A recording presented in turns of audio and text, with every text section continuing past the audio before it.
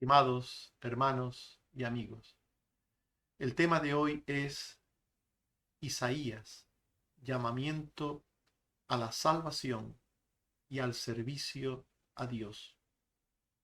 La salvación de un pecador no solo tiene el propósito de redimirle de la naturaleza y consecuencia de su pecado y darle vida eterna, sino que también busca hacerle un instrumento de Dios para la salvación de otras personas.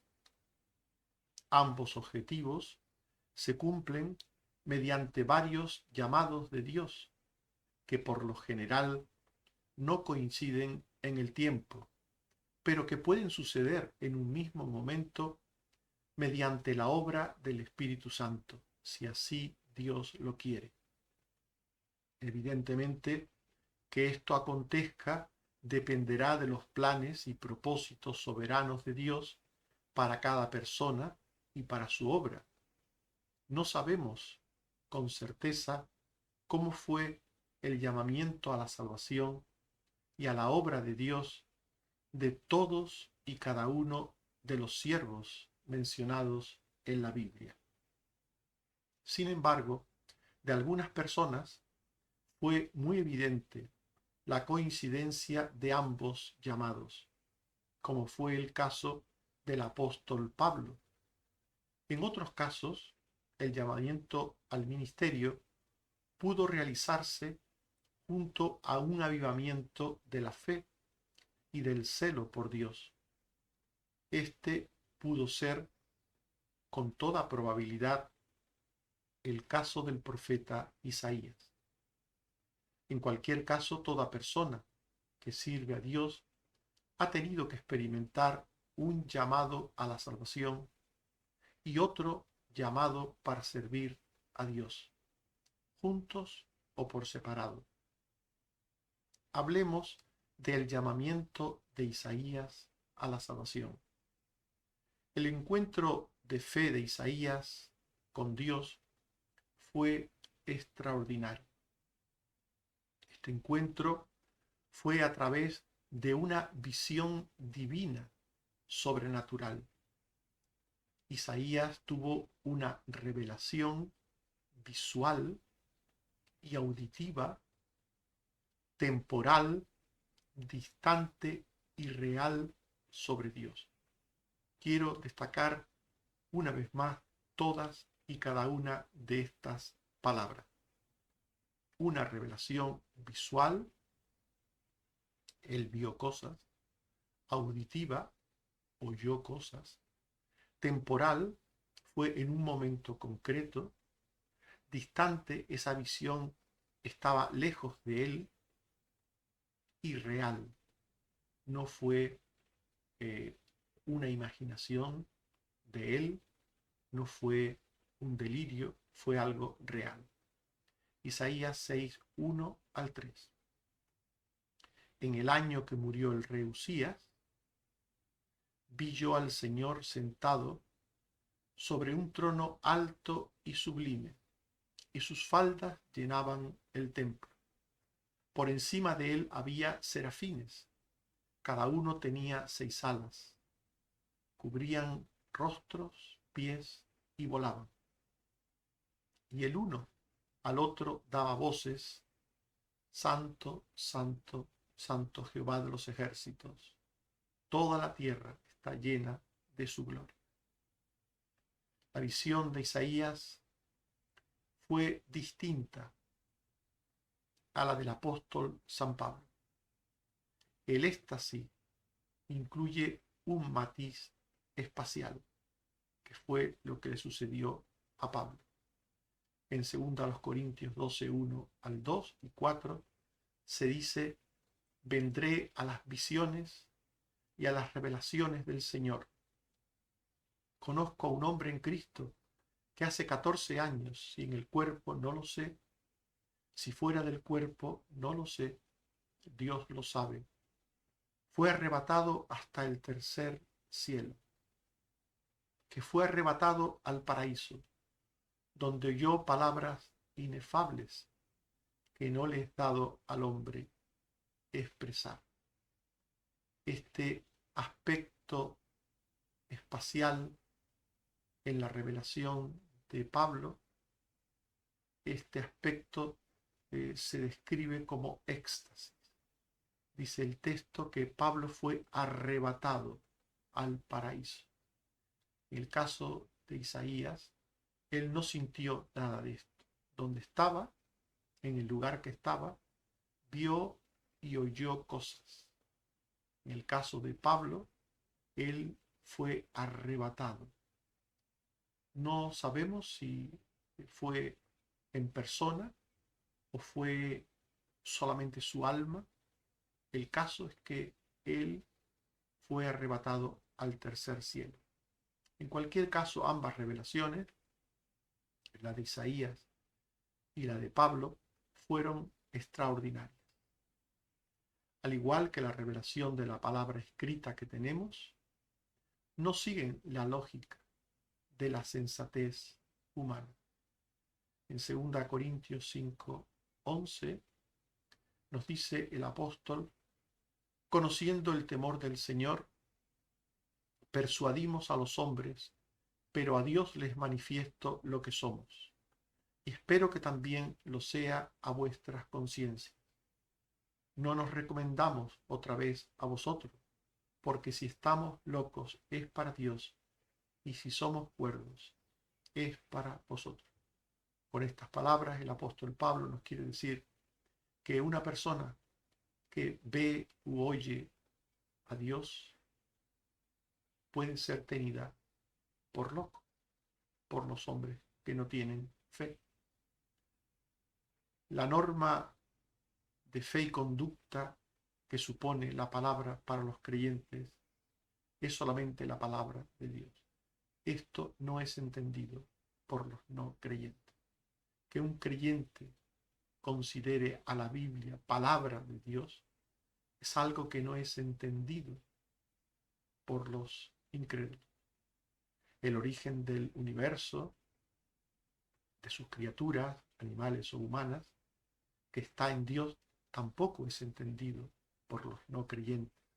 El concepto del bien y del mal absoluto para un creyente tampoco es entendido por los que no conocen a Dios. Los roles del hombre y de la mujer o sobre el matrimonio lo determina Dios, y tampoco esto es entendido por los incrédulos. Las personas que desempeñan los oficios religiosos son aquellas que Dios quiere, y tampoco esto es entendido por los no creyentes.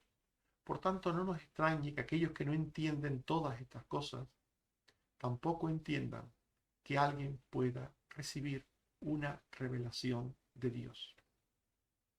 Las cosas que creemos los creyentes nos colocan bajo normas de fe y de conducta que van contracorriente, que van en contra del pensamiento general humano. En Hechos 26, 23 al 25, el apóstol Pablo está hablando del Evangelio y dice que Cristo había de padecer y ser el primero de la resurrección de los muertos, para anunciar luz al pueblo y a los gentiles. Diciendo él estas cosas en su defensa, Festo dijo: estás loco, Pablo, las muchas letras te vuelven loco. Mas él dijo: no estoy loco, excelentísimo Festo, sino que hablo palabras de verdad y de cordura.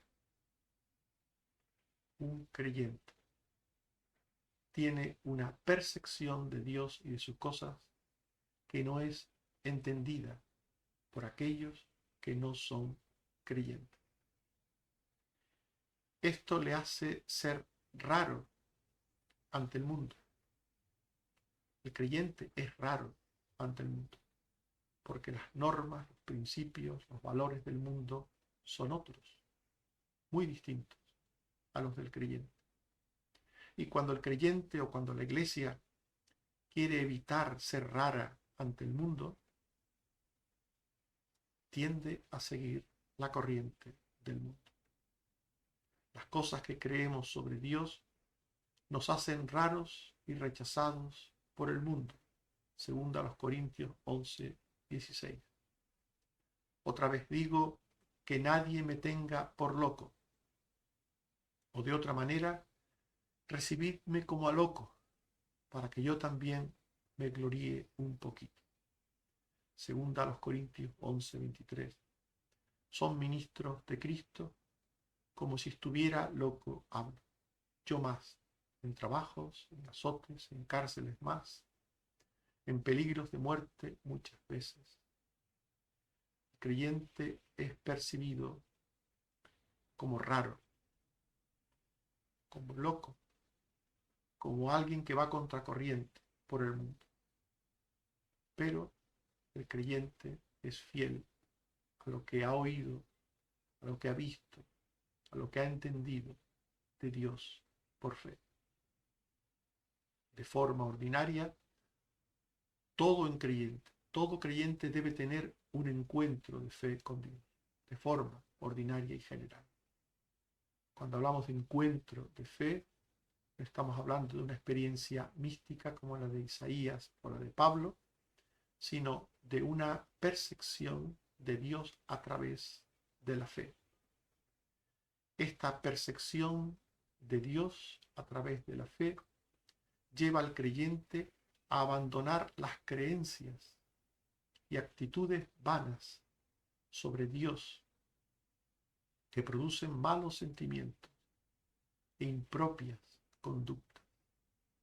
En Hechos 9, 1 al 2, se nos dice que Saulo, el nombre anterior de Pablo, respirando aún amenazas y muerte contra los discípulos del Señor, vino al sumo sacerdote y le pidió cartas para las sinagogas de Damasco, a fin de que si hallase algunos hombres o mujeres de este camino, los trajese presos a Jerusalén.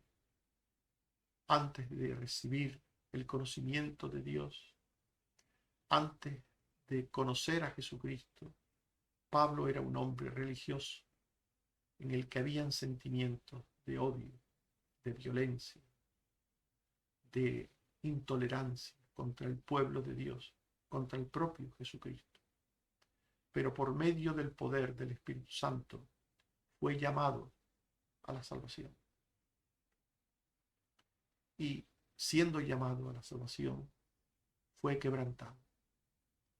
Cayó rendido y humillado ante Dios y su Hijo Jesucristo. En Hechos 9, 3 al 4, se dice que mas yendo por el camino, aconteció que al llegar cerca de Damasco, repentinamente, le rodeó un resplandor de luz del cielo, y cayendo en tierra, oyó una voz que le decía: Saulo, Saulo, ¿por qué me persigues? Pablo conoció a Jesús a través de una visión, pero no todos reciben una visión como él. Lo general es un encuentro de fe, a través de la fe. En el caso de Pablo, en el caso de cualquier creyente, por medio de la palabra de Dios, se reconoce el pecado.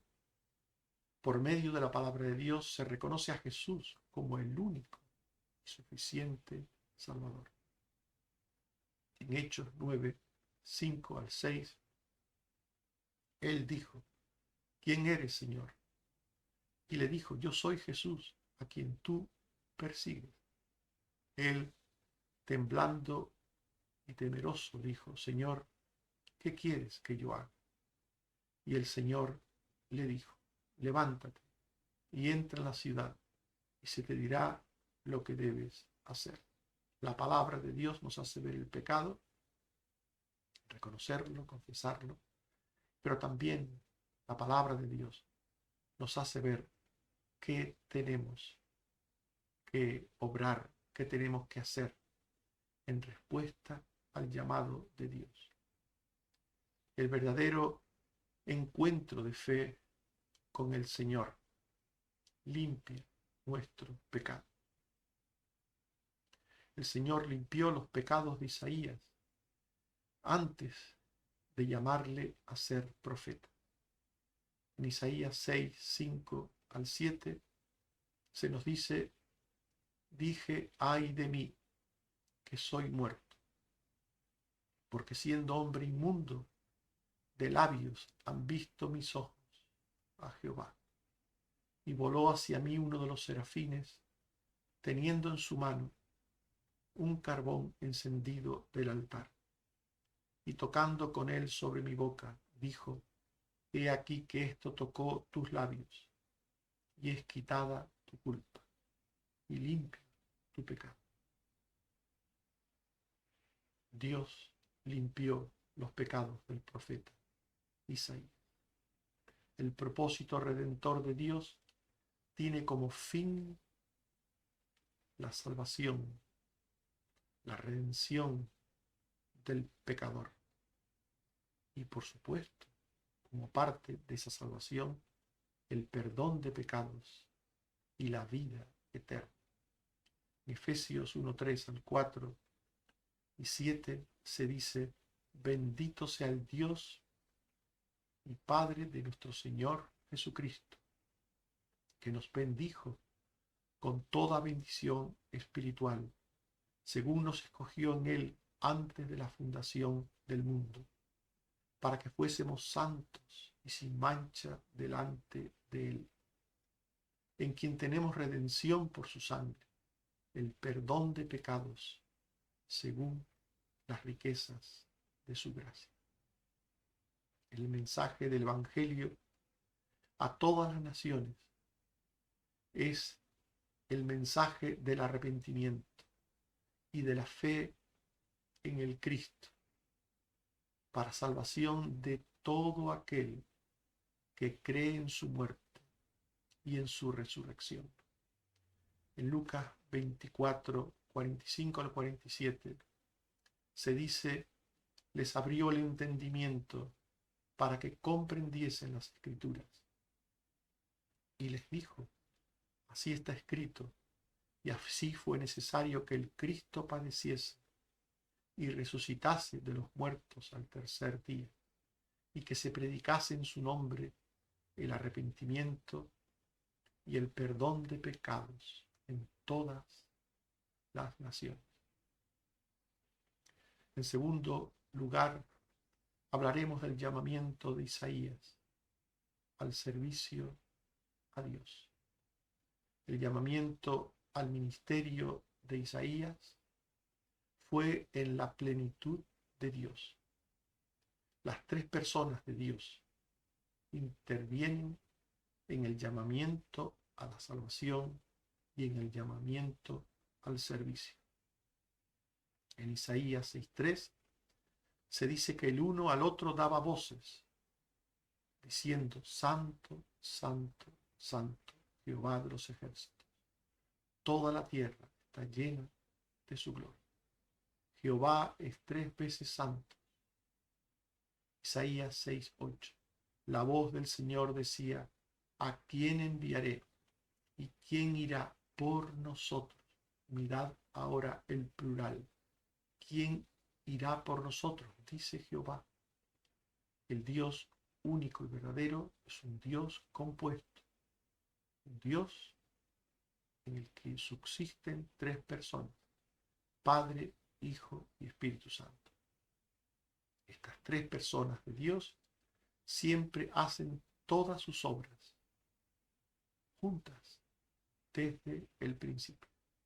Por ejemplo, en la obra de la creación, Génesis 1, 1 al 2 y 26, encontramos a las 3 personas. En el principio creó Dios los cielos y la tierra, y el Espíritu de Dios se movía sobre la faz de las aguas. Entonces dijo Dios: hagamos al hombre a nuestra imagen, conforme a nuestra semejanza.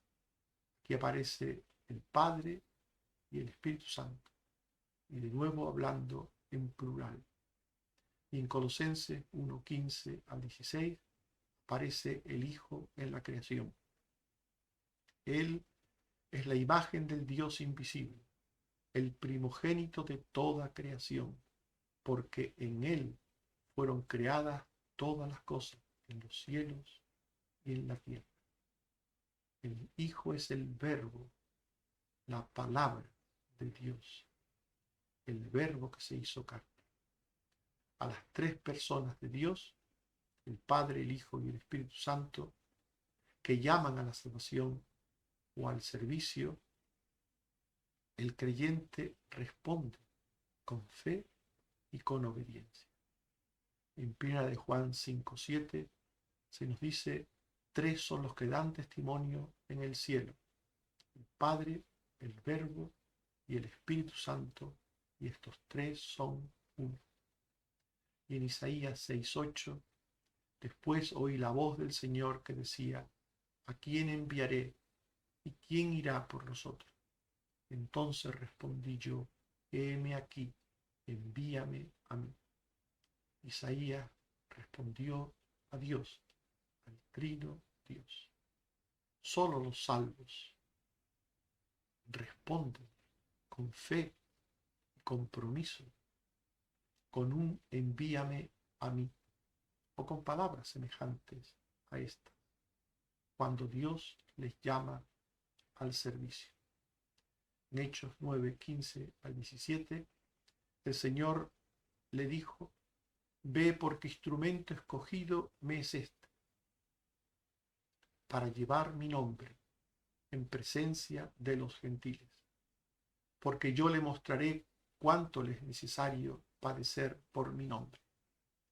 Fue entonces Ananías y dijo: hermano Saulo, el Señor Jesús me ha enviado para que recibas la vista y seas lleno del Espíritu Santo. Solo los salvos tienen dones de servicio para servir a Dios, que serán reconocidos por la Iglesia. En Hechos 13:1 al 3, había entonces en la iglesia que estaba en Antioquía profetas y maestros. Ministrando estos al Señor y ayunando, dijo el Espíritu Santo: apartadme a Bernabé y a Saulo para la obra a que los he llamado. Entonces, habiendo ayunado y orado, le impusieron las manos y los despidieron. Por tanto, el llamamiento lo hace el Dios Trino. Y el que recibe este llamamiento de verdad responde con fe y obediencia. El llamamiento al ministerio de Isaías fue para hacer la voluntad de Dios. Isaías fue llamado para predicar a un pueblo duro de corazón, un pueblo que no daba fruto y que no daría fruto. Isaías 6:9 al 10 se dice: y dijo: anda, y di a este pueblo, oíd bien y no entendáis, ved por cierto, mas no comprendáis. Engruesa el corazón de este pueblo, y agrava sus oídos, y cierra sus ojos, para que no vea con sus ojos, ni oiga con sus oídos, ni su corazón entienda, y se convierta y haya para él sanidad. El llamado para servir es un llamado que busca hacer la voluntad de Dios. Busca hacer la voluntad de Dios. Busca cumplir con aquello que Dios manda al siervo. El buen y fiel servicio a Dios no se mide por la cuantía del fruto, sino por el grado de fe y de obediencia. En Isaías 6:11 al 12 se dice: y yo dije: ¿hasta cuándo, Señor? Y respondió él: hasta que las ciudades estén asoladas y sin morador, y no haya hombre en las casas, y la tierra esté hecha un desierto, hasta que Jehová haya echado lejos a los hombres y multiplicado los lugares, abandonados en medio de la tierra. El buen y fiel siervo confía en que los escogidos de Dios aprovecharán su servicio y ministerio. Isaías 6:13. Pero como el roble y la encina, que al ser cortados aún queda el tronco, así será el tronco, la simiente santa. Isaías 10:21-22. El remanente de Jacob volverá al Dios fuerte, porque si tu pueblo fuere como las arenas del mar, el remanente de él volverá. El buen y fiel siervo es firme y constante en su trabajo, en el trabajo que Dios le ha encomendado, para bien de la obra de Dios, pues sabe que todo está en las manos de Dios, sabe que todo depende de Dios. En 1 Corintios 3:6 se dice: yo planté, Apolos regó, pero el crecimiento lo ha dado Dios. 1 Corintios 15:58. Así que, hermanos míos amados, estad firmes y constantes, creciendo en la obra del Señor siempre, sabiendo que vuestro trabajo en el Señor no es en vano. El llamamiento de Isaías lo recibe todo creyente, con agrado y con una actitud de compromiso. Servir a Dios es el deseo de aquel que ha recibido el llamado para hacerlo, y lo hace con alegría y con gozo, hasta que un día esté en la presencia misma de Dios. Salmo 102. Servid a Jehová con alegría, venid ante su presencia con regocijo. Quien sirve a Dios porque ha recibido un llamado, lo hará con gozo y alegría, no con queja, no con un espíritu de queja, no con un espíritu de crítica, sino con una actitud de permanente gozo y alegría. Quien ha recibido el llamado de servir a Dios, sirve con entrega a Dios y a la iglesia, los hermanos. 1 Corintios 16:15. La familia de Estefanas se ha dedicado al servicio de los santos. Servir a Dios es servir a los santos. 2 Corintios 4:5. Nosotros, vuestros siervos, por amor de Jesús. Se sirve a Dios sirviendo a los creyentes, a los santos, al pueblo de Dios. Servir a Dios de corazón es servir al bien y a la justicia.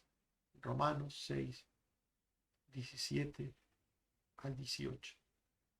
Gracias a Dios que aunque erais esclavos del pecado, habéis obedecido de corazón, y libertados del pecado, vinisteis a ser siervos de la justicia. Servir a Dios nos sujeta a la verdad y nos hace ser verdaderamente libres. Primera de Pedro 2:15-16. Haciendo bien como libres, pero no como los que tienen la libertad como pretexto para hacer lo malo, sino como siervos de Dios. La verdadera libertad es servir a Dios.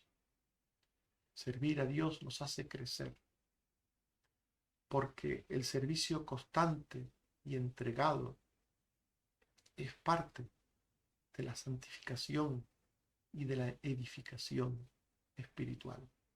Romanos 6:22. Ahora que habéis sido libertados del pecado y hechos siervos de Dios, tenéis por vuestro fruto la santificación y como fin la vida eterna. Quienes sirven a Dios aprenden por vía práctica hacer y a mostrar todas las virtudes cristianas, como la paciencia, el amor, la abnegación, la humildad, la obediencia, etc. Estimados hermanos y amigos, hemos hablado de Isaías, llamamiento a la salvación y al servicio a Dios.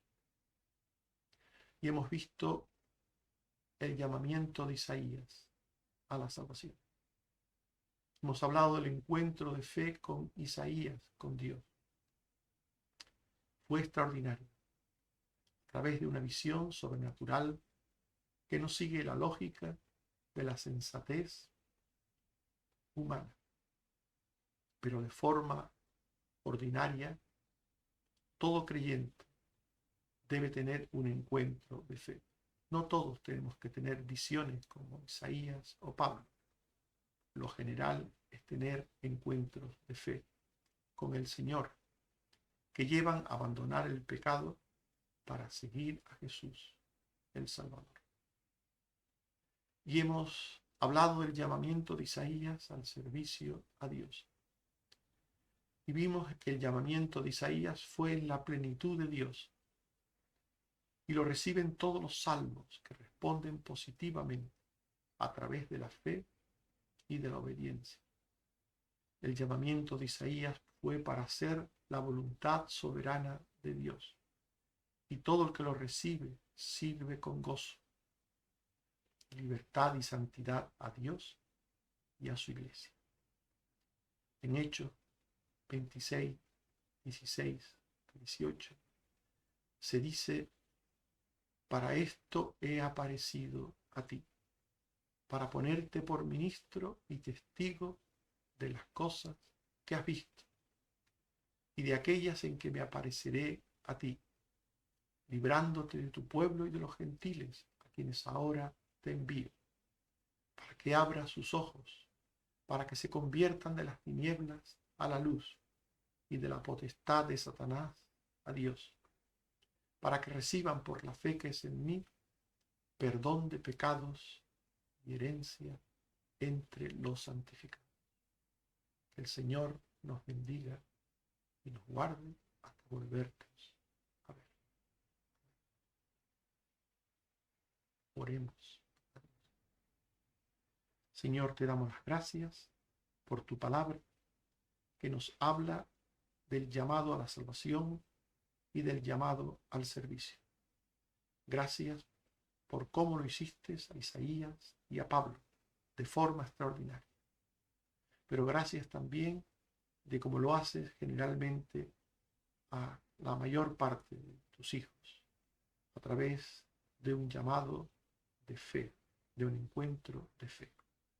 Gracias, Señor, porque por ese llamado entendemos nuestros pecados, lo confesamos, recibimos el perdón de pecados y la vida eterna. Y también gracias porque por ese llamado entendemos que nos llamas para servirte, para hacer y cumplir tu propósito en nuestras vidas, para salvación de otras personas. Gracias, Señor. Te suplico que sigas bendiciendo a los enfermos. Una vez más te suplico por Noemí, por Carmen Teresa y por el resto de personas que tienen enfermedades crónicas o son mayores, y también, Señor, por los que cuidan a los enfermos. Ayuda a Josefina, ayuda a Esther, ayuda a las hijas e hijos de Carmen Rosa y Carmen Teresa. Ayuda, Señor, a todos los que tienen mayores o enfermos. Bendice también a Cora, a todos, Señor, los que cuidan a personas enfermas. Sé con todos tus pueblos, con todo tu pueblo en todas las cosas en las que te necesitamos y por las que acudimos a ti. Bendito seas, oh Padre, por Jesucristo tu Hijo. Amén. Que el Señor nos bendiga a todos. Amén.